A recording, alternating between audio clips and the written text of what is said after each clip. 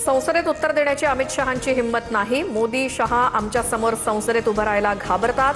Lathi charge palette गनच्या वापरावरती शहांना उत्तर द्यावंच लागेल। राहुल गांधींचा हल्लाबोल।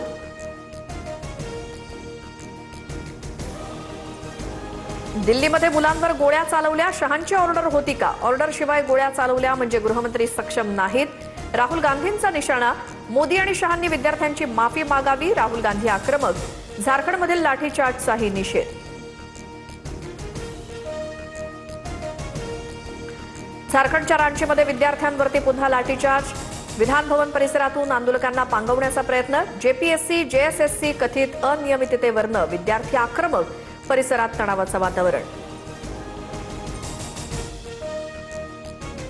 झारखंड लोकसेवा आयोगाचा माजी अध्यक्ष एल खियांगतेला अटक। विद्यार्थ्यांचं आंदोलन सुरू असतानाच मोठी कारवाई। ब्लॅकलिस्टेड एजन्सीला काम दिल्याचा आणि ओएमआर शीटमध्ये छेडछाड केल्याचा आरोप।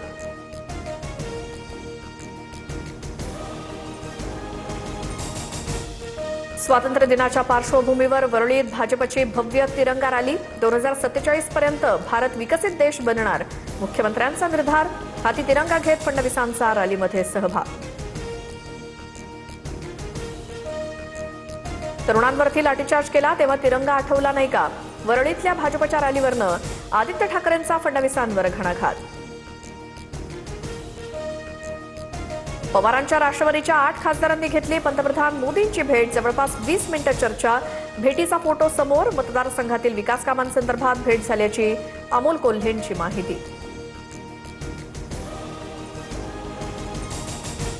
आदित्य ठाकरेंच्या बैठकीत राजन पाटलांची उपस्थिती। काल शिंदेंच्या शिवसेनेच्या कार्यक्रमात आणि त्याआधी मोहन भागवतांच्या कार्यक्रमाला देखील हजेरी। राजन पाटलांच्या भूमिकेवरनं कार्यकर्त्यांमध्ये संभ्रम।